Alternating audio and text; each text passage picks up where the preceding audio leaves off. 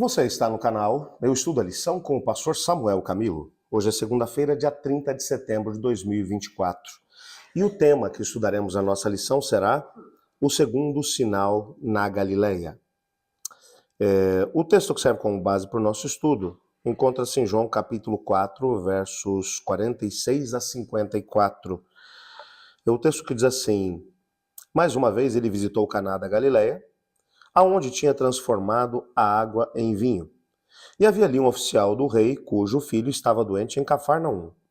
Quando ele ouviu falar que Jesus tinha chegado à Galileia, vindo da Judéia, procurou-o e suplicou-lhe que fosse curar o seu filho, que estava à beira da morte. Disse-lhe Jesus: se vocês não virem sinais e maravilhas, nunca crerão. O oficial do rei disse: Senhor, vem antes que o meu filho morra. E Jesus respondeu: pode ir, o seu filho continuará vivo. O homem confiou na palavra de Jesus e partiu. Estando ele ainda a caminho, seus servos vieram ao seu encontro com notícias de que o menino estava vivo. Quando perguntou a que horas o seu filho tinha melhorado, eles lhe disseram: a febre deixou ontem, a 13h. Então o pai percebeu que aquela fora exatamente a hora em que Jesus lhe dissera: o seu filho continuará vivo.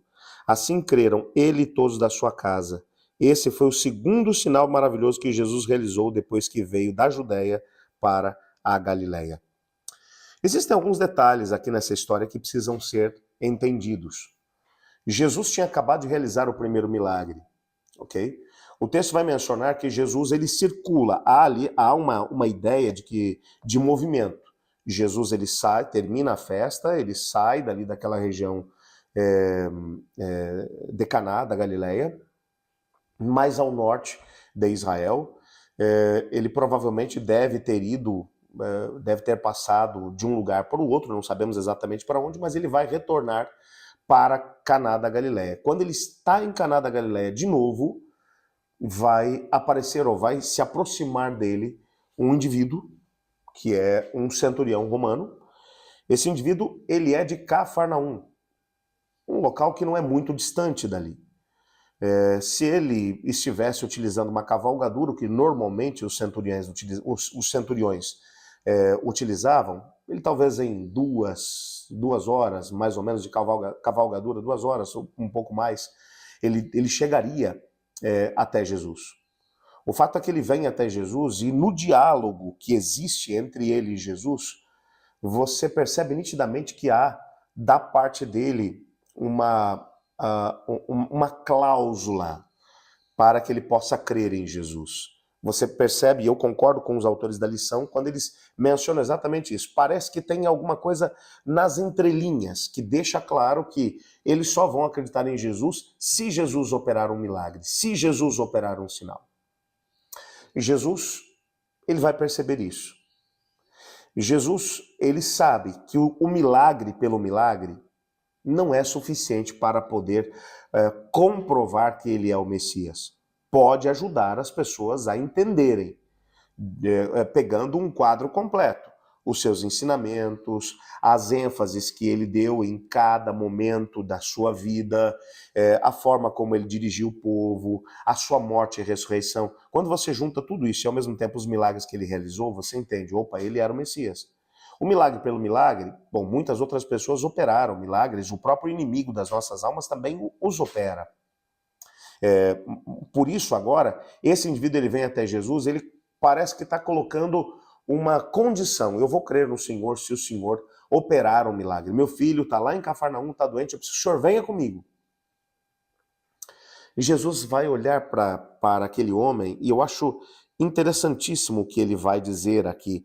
E Jesus, ele vai dizer, aonde está aqui, deixa eu achar aqui o texto. Ok. Quando ouviu Jesus dizer que tinha vindo da Judéia para a Galileia, foi até onde e pediu para que curasse o seu filho, que estava morrendo.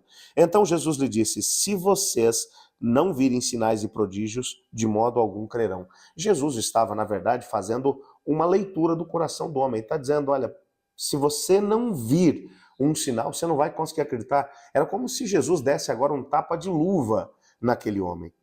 Ele estava vindo até Jesus, que é o Messias, e estava agora colocando como condição para que ele pudesse crer em Jesus, que Jesus operasse o milagre.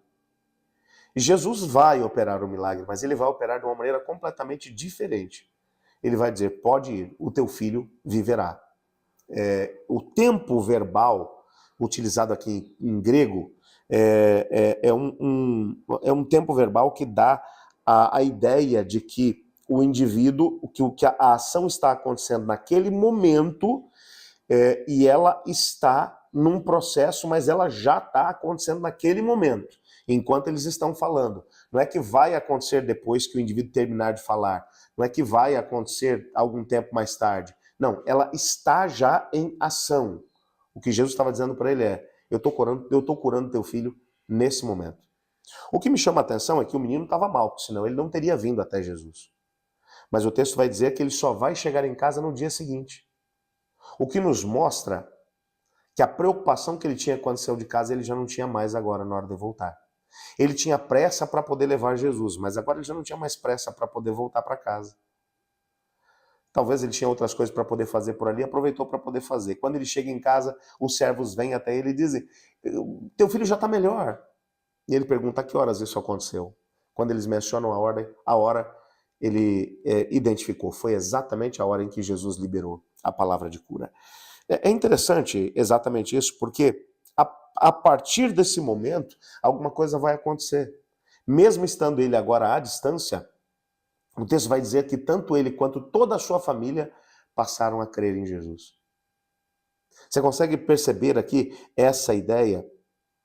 O sinal pelo sinal não é o maior milagre. O maior milagre nessa história não foi a cura do menino.